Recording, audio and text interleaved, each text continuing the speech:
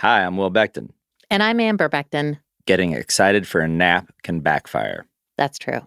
Welcome to Jett Road Studios Presents, where every episode is a pilot for a different show. That's right.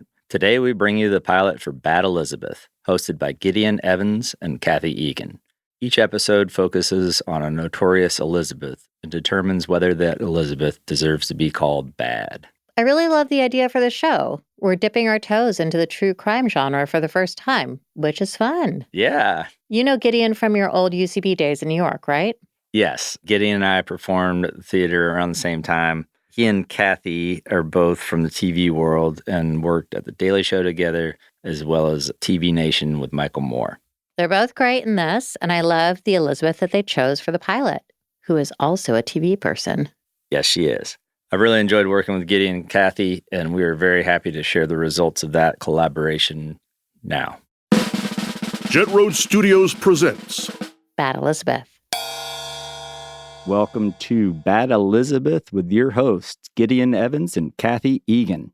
I have to say, Jett Road Studios, it's the place to be. Is it studios or studio? It's studios to make it sound like there's multiple. Yeah, like there's other things happening. Yeah. It's really impressive, though. It's very impressive. Thank you. And I can tell you've had a couple of freak parties here at some point. Oh, no.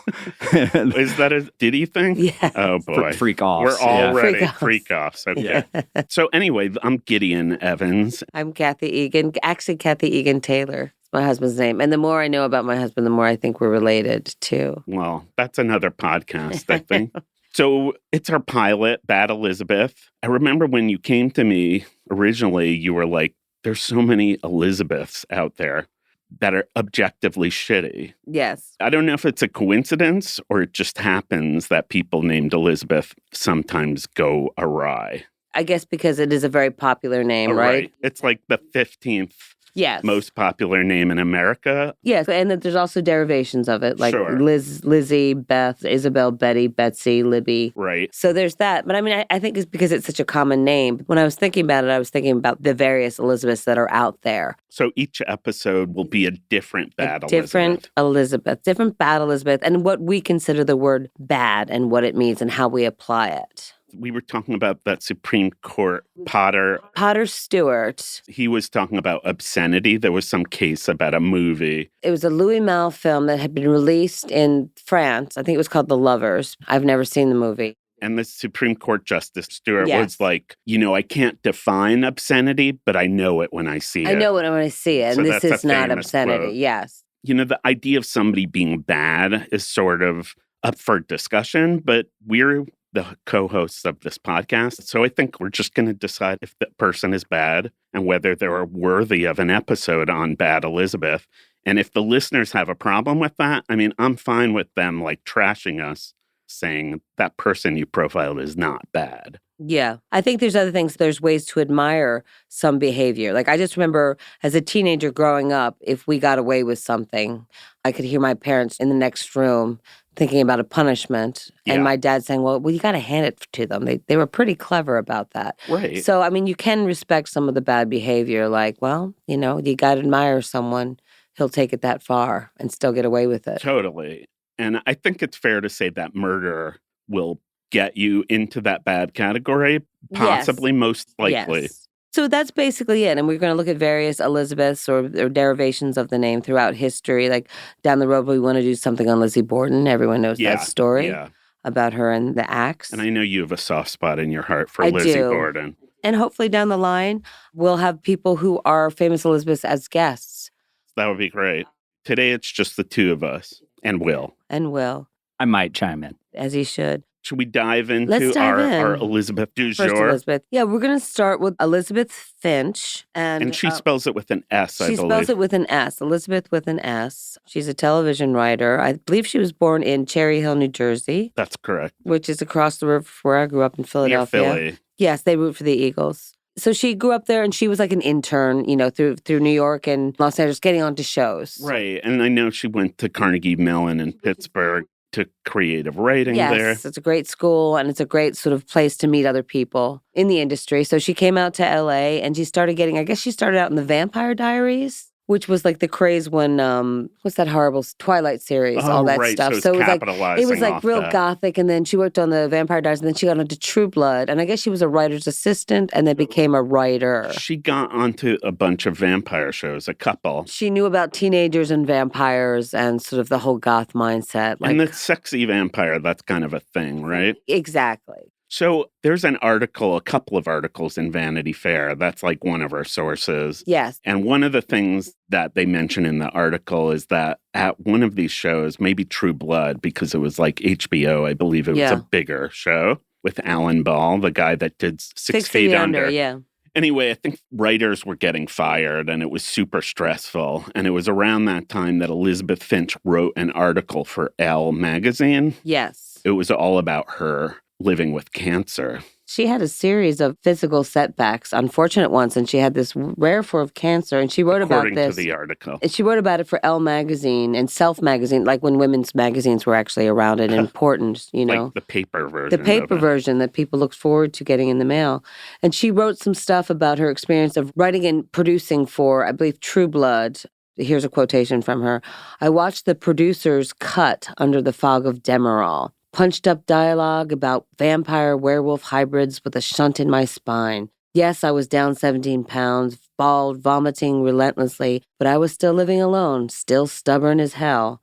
And so that was her experience. And she claimed in that article to have chondrosarcoma, which was like a cancer that's on your spine. It's on your spine, but it's blood-related, but it's very deadly because it's very resistant to chemotherapy. So it's hard to get rid of it. So this is a fighter who's been through a lot. So this is what she's written about, and her cancer becomes storylines, and she's sort of... In Grey's Anatomy, right? She becomes a writer for Grey's Anatomy, and so they use this. That Elle article kind of catapulted her. Because the writing alone sounds like a voiceover from a Grey's Anatomy character. Totally. Right? And also, you figure if you're working for medicine, a show about hospitals, you want people stories that know this like lingo. So she's got the lingo down, plus she's survived it. And she's a writer for a salacious TV show, which is perfect. And this is a similar demographic. So she gets hired. The problem is, this is all not true. It's complete bullshit. It's an embarrassment of riches. And as we were saying, we were trying to break down what story would be first. We thought this would be the most interesting one because it's incredibly topical. Well, she's alive. And the cancer, one thing that they say in the article is that's kind of her brand. Cancer is her becomes brand. Well, suffering kind of becomes her brand. So basically, she does this episode of Grey's Anatomy with Debbie Allen, who plays one of the head surgeons, genius surgeon. She's a urologist. And Debbie Allen did Fame, right? She's from Fame. She's brilliant. She's an American icon. And her sister is Felicia Rashad of the Cosby family. Sisters? Yes, they're sisters. Anyway, so Debbie Allen plays this head doctor that gets this form of cancer, this rare form of cancer. Chondrosarcoma. Yeah. And I watched that episode today. It might have been the first episode I ever watched of Grey's Anatomy. Yeah. And it was good. It was good. The first episode, she's just diagnosed. And it's called Does Anybody Have a Map or something? Something like that. That's the name of the episode. And basically, Elisabeth Finch, as the writer, is giving them the map to cancer. Like, how do I handle this diagnosis? Right. What do I do?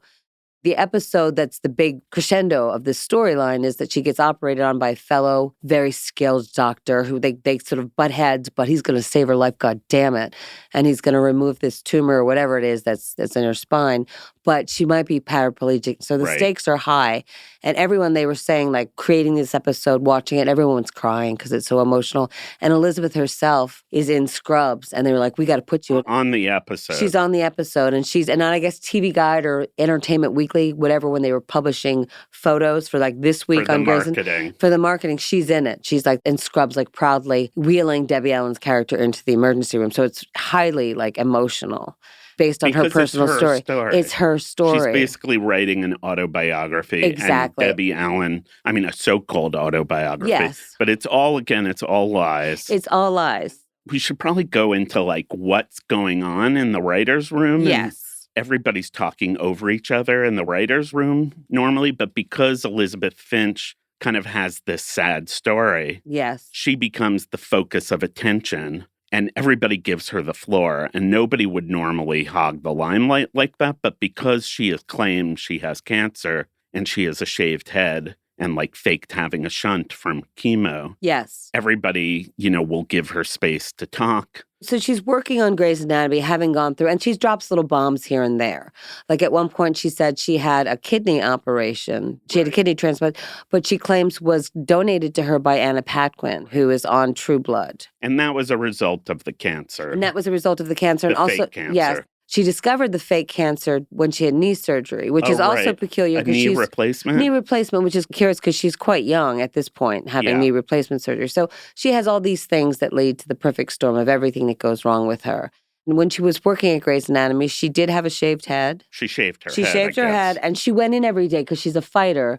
But she would leave, down 17 pounds, and she would go retch in the bathroom, and people would hear her. And they'd say, go home. And they'd say, go home, and she's like, no. So she fought through it. More and more things happened to her. Yeah. She was almost like the Forrest Gump of misfortune. Not that she's intellectually. No. Just that she's like or all like over Zelig, the place. Like Zelig. Yeah, like Zelig. the Woody Maybe Allen. Like she sat next to a fat man and became a fat man herself. Like, Right. I mean, if there's anything admirable about Elisabeth Finch, is she really committed to lying. Yeah. If you're good at it. Yeah.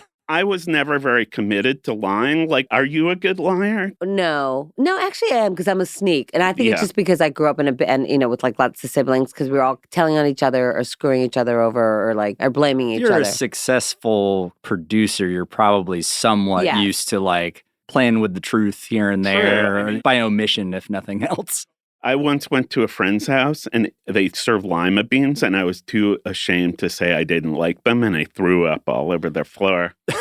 Were you invited back? I was invited back, but I'm not evoking any pity in that story. No, you're not at all. So part of what was bad about what Elisabeth did really was kind of putting people through the ringer, essentially. Yeah. Like these people like went out and helped her and talking about how committed she was, like she went to Minnesota, right, to go to the Mayo Clinic, not having cancer. She went to the Mayo Clinic and she was dating a woman at the time and the woman wanted to be very supportive and she said, I don't want you to be part of my cancer story. Wouldn't let her in. I don't know how one fakes getting an appointment at the Mayo Clinic. I think you just tell people you have an appointment. And then you just walk through the doors. And then you walk through the doors. But that's crazy to book a plane ticket. Oh, and my she God. rented an apartment in Minnesota. And her Instagram would have like a photo of the exterior of Mayo. Wow. So everybody knew. And her brother, there's two things with her brother, that he abused her, physically abused her, and also that twice that he committed suicide. These are other things she lied about. Exactly. He apart committed from the suicide on cancer. 2 separate occasions. Yes, there's 2 stories about her brother. One was that he committed suicide, but he didn't succeed, so she had to go off and finish it for him. Whoa. But her brother's like working as a doctor somewhere like in Florida. So these are other stories that she would plant that she had to maintain, And a lot of this ended up in storylines. She ended up rising through the ranks. Exactly. She ended up being like the head writer. And a co-EP. And everyone loved her. And then there was at one point, there was the shooting at a synagogue the Tree of Life. The Tree of Life in Cleveland, where it was? In Pittsburgh. It was a terrible shooting at a synagogue, Tree of Life synagogue. And so she said, and this is while she was working at Grey's Anatomy, imagine making a very healthy salary. She's like, I've got to go there. One of my friends was massacred, was in the massacre. Because she went to Carnegie Mellon. So there was a Pittsburgh thing. Could have been a real true. Thing, but she said she flew there to help clean up the carnage through Jewish faith. Well, I don't even think she was Jewish. No. I don't think so. And she said she also was but going, maybe she was. because she was a friend of one of the deceased, that the FBI had given her special permission to be in there, which is, I don't know how one gets that. Is this like one of those things where it's like to observe somebody's passing properly, you have to do this, and this? Exactly. It's like a death rate. Yeah. She basically knew somehow that Jews need to be buried within 24 hours. That's what I'm trying to So I think, and it's so horrible because this is like what makes her worse than just like a typical liar, because this is truly a tragedy. Yeah, it's awful. And she basically exploited it and said, I have to clean the guts of my friend off the floor to get that person in the ground. Yeah, she used words like, I have to clean up the carnage. So these kind of out there lies, they're almost too crazy to make up. Yes. You know what I mean? Like, do you think that was a reason why people believed it? The bigger the lie, the more people will believe it. Exactly. Like, why would she even make up this? She went on a plane, or she claimed she did on social media. She yelled at Delta Airlines for losing her bag. Oh, that's right. That they made her check because it had cancer medication. Wow. in the bag. So it's like, wow. I mean, she really is She good really at believed lying. in. So I think with Elisabeth Finch, she's like, but it's my story. Yeah. You know, so she just lived that life. Like, so as a result of going to clean up her friend's remains at the synagogue, she said, I'm going to take some time off and deal with my trauma, still getting paid by Grey's Anatomy because she's their And they queen. gave her a lot of like space Lots to take of time leeway. off. Lots of leeway. And She can apparently do- senior writers like helped her finish scripts when she had to run Exactly, off. when she had to run Ah. off. So she did. A lot of people like had her back for it because, of course, I'm going to have her back. She's dying. She's fighting this cancer and showing Right. up every day and has had such a tumultuous life. So she goes to this clinic, like I guess in Scottsdale. And I imagine it's like one of those Tony In Arizona. in Arizona, yeah. And I imagine it's like kind of like Silver Hill in Connecticut or Passages in Malibu. It's like Adirondack chairs on a hill. You can get some networking done. Get some at this networking type of done, yeah. and you know it's probably It's 90. pretty, It's probably. beautiful, and it's probably like Yeah. 90 grand a week to be there. But she meets this woman who's there, Jen Byer, Correct. and she is the mother of 5, and she's escaping a very abusive domestic situation. Her Brain dead. husband was very abusive, and so she's basically hiding from him. But I believe she's there for trauma. And she also, Jen, she's trying to hold on to her kids. She dissociated at one point and Yeah. walked away from her kids in a car and then children's services. Her husband was awful and abusive and frightening. And the children really seem to, from what we get to know of her in the article, she's really a loving woman and a caring mother. Jen is, And her yeah. kids are good kids and they love their mother. And so anyway, she was there recovering and they met. And of course, they started a relationship and fell in love. Elizabeth went by the name Jo. Yes, because which is also a character on Grey's Anatomy. Yeah. That's her next character. She stole Jennifer's storyline and created a storyline for the Jo character on Grey's Anatomy, which is about domestic abuse.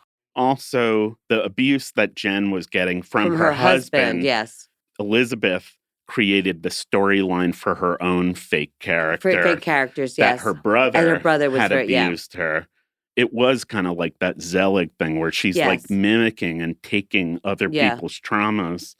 And it's kind of crazy. I mean, it is impressive that she's not only writing for Grey's Anatomy, but she's writing her own storyline. Her own too. storyline, That exactly. is kind of, we have Is to it? hand No, it that's to what her. I'm saying. I am impressed by that. And she kind of like, she really kept on top of her storylines, you know? Yeah. And the other Well, thing that we were talking about, it was just sort of the industry we're in, you know, we both work in television and Right. film. It does attract some kooky characters. And I guess you meet people from time to time that are just kind of like they have trouble telling the truth. A lot of it, I think, is an attention-getting thing. I think there's a way you can control it. choice? But is there a physiological? Well, yes. I actually, in preparation for this episode, I listened to an episode of Radiolab, which I really like. And there was an episode in 2010, which was about lying. And there have been many studies about liars and pathological or compulsive liars. And you know how there's brain material that's like gray matter. It's called gray matter. Yes. That's where I think thoughts are formed in the prefrontal lobe or cortex. Apparently, liars have more white matter, which is the connecting material between those gray matter. So I think they're very good at connecting stories. So they're actually really good at this, and they're kind of better at it than non-liars. And apparently the white matter that grows between the gray matter occurs between the age of 2 and 10. And 10 is apparently developmentally the time when you start telling lies. So with Elisabeth Finch, it's almost like she's a method writer or something instead of a method actor who's like, okay, I'm like, right. you know, like Yeah. I'm going to lose a bunch of weight and I'm going to go into this mode. It's almost like she did that, but as a writer to some degree. Totally. Yeah, I mean, it's interesting because like you think of a method actor, like, you know, you think of like Adrian Brody, you have to remember, you know, he's a tremendous actor, but like you didn't go through the Holocaust, you actually portrayed someone who went through it. So it's not the same. Yeah. But she really, like what's so egregious about her is that she lived these fake stories. It was always designed for other people to hear her problems because that would help her out. But if you have something that is a sob story, Yeah. is it okay to use that? Or is even that like a slippery slope? It can be. I mean, I don't know if you mind me bringing this up, but when we worked at The Daily Show together, when we started, you had just had surgery, right? Yes. I remember you didn't even tell people about it. What was the surgery? I had a craniotomy. I had a brain tumor on the side of my head. Oh, man. The thing about when you have problems with your brain and you live alone and you work all the time or whatever and you're thriving, I suppose, if your brain is not working, you don't know that, right? So interesting. there would be things like I would say like, oh, I lost words. Like who comes up with an expression like that? Oh, wow. Someone who loses words. Like I'd be talking to you and I couldn't remember the name of the word for car. And I would look at you like, that happened. Right. I was just starting out at The Daily Show and they were trying me out. Oh, was there an aspect of like you were almost nervous? I didn't want anyone to know. And people say, that's the other thing too, is people say the craziest things to you. Were you fully recovered at that point? No, or like cognitively? Or I should have. I would have. It was a few days. I mean, it was really. 10 days after I had brain Jesus. surgery. You could have gone forward but they and would've, told like- people, and then they would have been like, we can't. They would be like, you got us a flawed one, you know? You know what I mean? Like, great. Now we can't fire her. Well, in your case, you were on a trial basis. Yeah, and I was like, I want this job desperately. Also, it was good to be distracted. I mean, I cried every night in my office after hours. I'm so sorry. That's the time to do it. It was, it was good that I was around people. And I just would wear my hair. But I do remember like Rob Corddry saying like, I remember when she turned it, because it was like a big Frankenstein. See it, actually. It's like a big Frankenstein. I know, through your hair. Yeah, like through my head, and there's a metal plate in the thing. But he saw it? He's like, I was wondering. And Stephen Colbert was like, I saw that too. Your Terminator skull. Right. Yeah, so Kathy and I, we've known each other forever, right? It's going on like 30 years, I think. Yeah, we worked together. Michael Moore, the muckraker. Yeah, the stunster. He's the original You were his prankster. assistant. I was his assistant, and you were an associate producer, right? Yeah, and then I became kind of a later producer, producer and a researcher. But I also like dressed up like a chicken and got You were a I got mascot. arrested at Disney World. Absolutely. So, and then we also, Kathy and I, we worked at The Daily Show together. We worked at The Daily with Jon Show. Stewart the first but time. we also worked on lots of crazy little things in between, like prank shows and stuff like that. And you got me on Ali G. How did I do that? I don't know why you did that for me. I don't You should have had think I that did job. that. And you got me the Ali G job. I had no idea. A big theme in this episode will be lying or being flexible with the truth. And literally every show you just guys mentioned. That's true. As a producer, you need to bend the truth to do your job for all of those shows. Daily Show, Ali G, I also Michael worked at Moore. Fox News. Oh, well, there you go. And MSNBC News. Well, I do think the TV aspect is probably interesting to both of us. And we've both had experiences where we've had jobs that required us to kind of pull the wool over people's eyes. I think lying could really get you sued. So we would have to tightrope walk. This is what I think drew me to Battle. I think the TV area, or sort of our industry anyway, brings out like broken-winged people and creative people and stuff, all kinds of people, right? So this woman she met at the recovery center, Jen Beyer, yes, they kind of fell in love. They fell in love and they became a family. They married, actually. They married, and then Elisabeth Finch came and lived with her, and she became close with her children, and she made a really nice life for all of them and inspired them. They went to Hawaii together. They went to Hawaii. The one of her sons was exploring ballet. She did paid pay for his classes. And she also stood up to this abusive husband. She really, told him off at some point. So there were some redeeming qualities. Yeah, she was very Zelig-like. That she came in and she absorbed your world and your life, and she was incredibly empathetic and lovely. Yeah. She and her wife started separating, Jennifer and Elisabeth, because there was yet another tragedy or something going on.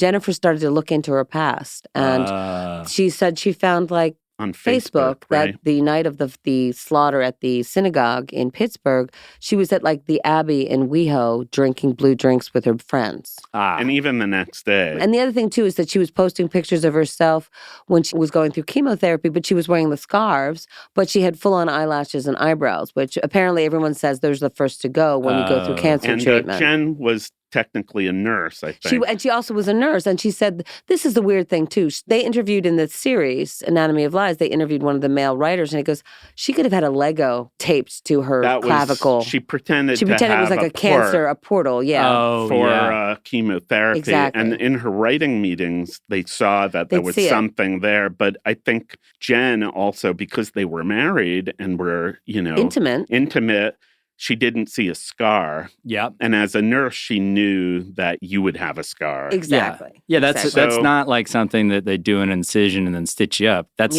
an open thing. It's an for open a wound while. to be used again. It's like having a gas tank. So I think Jen kind of went nuts understandably, and made Elizabeth confess everything. I'm just going to wait until my son has learned ballet a little better. Right. And then I'm going to... Exactly. Just until he gets into the toe shoes. Well, I do think the fact that she wanted to stay with her, she didn't leave her immediately. She was like, I will stay with her if she confesses everything. Oh, that was the condition. I believe she didn't leave immediately. Elizabeth Finch came with all this access. My friend Anna Paquin has a house in Ojai. Yeah. We can go there and relax and get away from everything. She helped finance education for her children. Her children, they loved her. Yeah, and she was a True. great listener. I think that's the other thing too, is that people were duped by her, but partly heartbroken because they relied on her. Definitely. Yeah. I think also once things started getting ugly between Jen and Elizabeth, I think Elizabeth did send a text kind of saying, you stole my kids away from me. Yes. So there was also a fear aspect that Elizabeth, with her powerful money in Hollywood, would take the kids away somehow. So, and that maybe was a real fear. I mean, her first husband, she had 5 children with.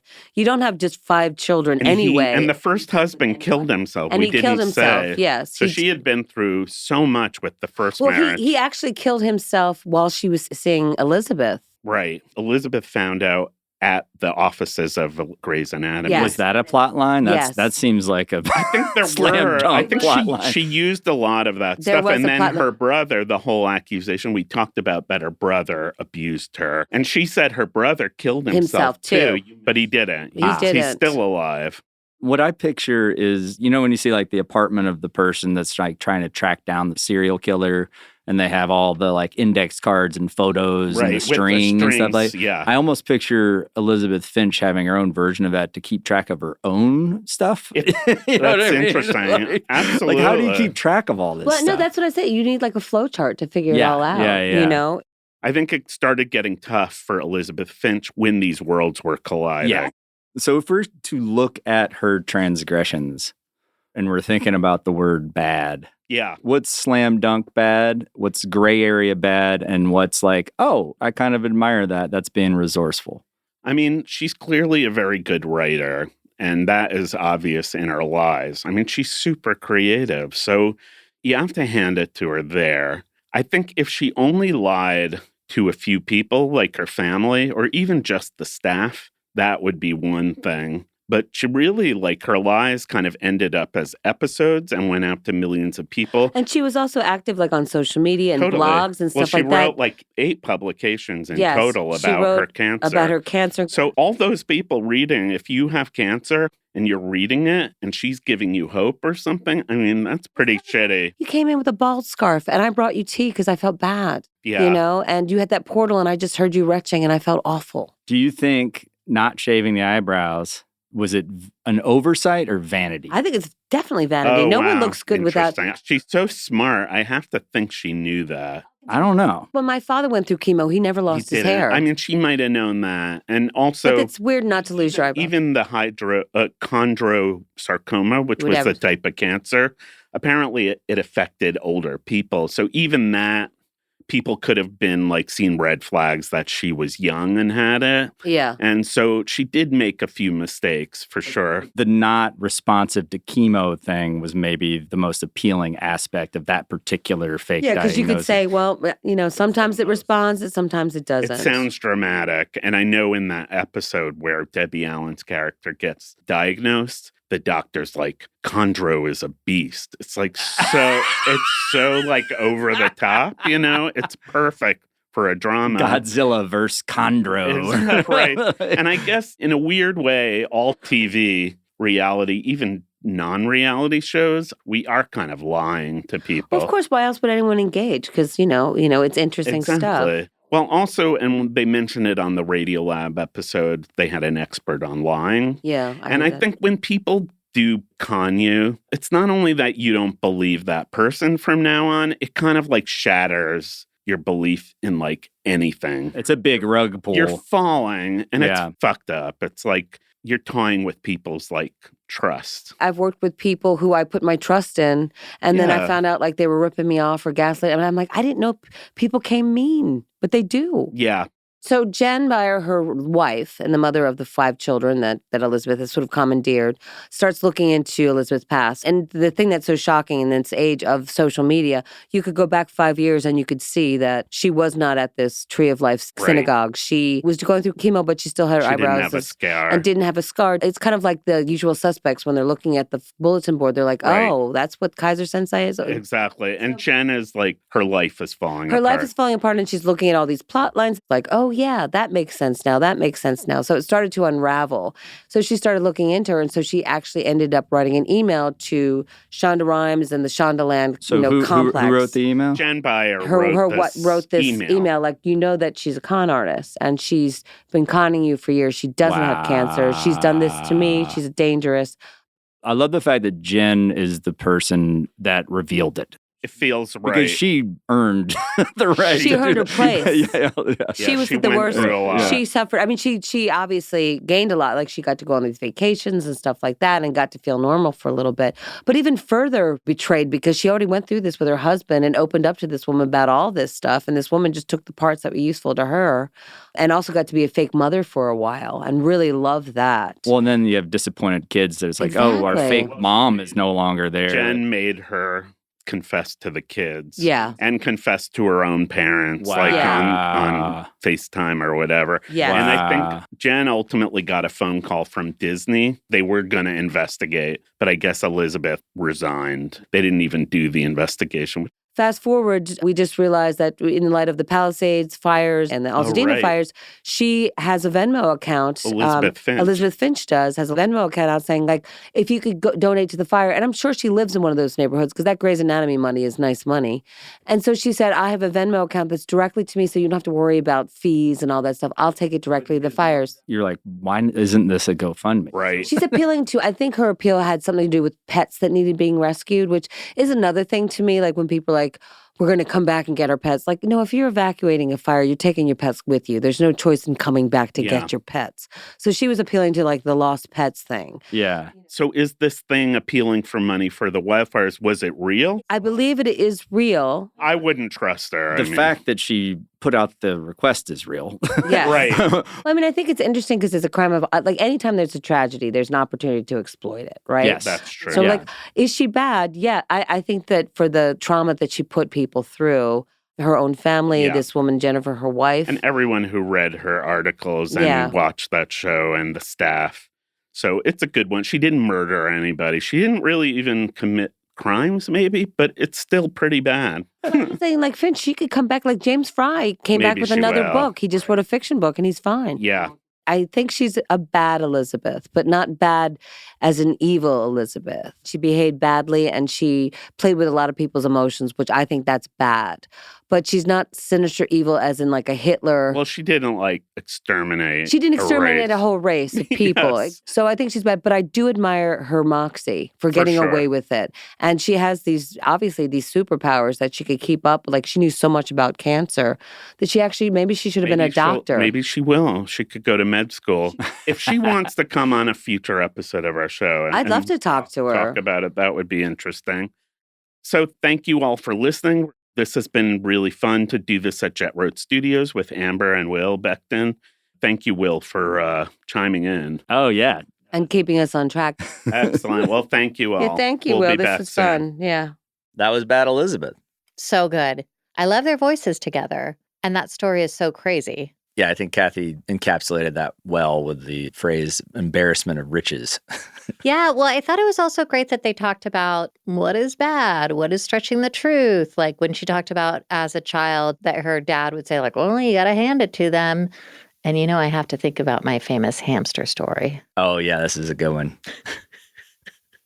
So I was in, I think it was 5th grade, and it was science fair, which was like just always a nightmare for me. I was like, I had no interest in science. I didn't want to do like exploding volcano. So I didn't do anything until the day before we had to turn it in. And that day, I had my mom bring me to the local pet store. We bought one hamster. I took pictures of this one hamster running on a hamster wheel. Uh-huh. And then I took another picture of the hamster lying down sleeping. Uh-huh. And I did a whole like report of like every day what these hamsters were doing. Oh, like a log Yes, a log. of hamster activity. And so the one that was running on the hamster wheel, I said I was giving sugar to. Uh-huh. And the one that was sleeping, I said I was not giving sugar to. That makes sense. So I turned it in the next day and I got an honorable mention. And then I had to stand there at the science fair and I just had my one hamster. So wait, so was your mom in on the ruse? I mean, she knew what I was doing. She knew that there were supposed to be 2 hamsters. Did people ask where the second hamster was? People were asking. I was just like, oh no, I found a home for the second hamster. That's what. You prioritized the placement of one of the hamsters. So I found a home for the other hamster. Was there any guilt in this process? No, this was all no, just I just wanted just it taking over. care of business. Like I was just like, ugh, I have to do this science fair thing again. You got an honorable mention. I got an honorable mention. I got through something I hated. Yeah. And so like I can kind of relate. Like this woman, like, I mean, I can't relate to Elisabeth Finch, but at the same time, she had to get through it somehow. Yeah. Well, I mean, that is pretty Finchy way of going about your studies. Yeah, I mean, I really love this show. Gideon and Kathy have a ton of fun ideas for other Elisabeths, both throughout history and also, I can't wait to hear about current it. day Elisabeths. It's going to be really fun. And also, there might be some good Elisabeths. There might be some noteworthy guests named Elisabeth to weigh in on some of these. So yeah. A lot of cool ideas flying around. Thank you so much for listening to Jett Road Studios Presents. Please rate and review the show on places like Apple Podcasts and Spotify. You can also check us out on JettRoadStudios.com. And we are Jett Road Studios on Instagram and YouTube. We really love making this podcast and getting to work with talented people like Gideon and Kathy. Yeah, they're both super cool. Thank you for listening. See you in a couple weeks. Jett Road Studios, where it's always pilot season.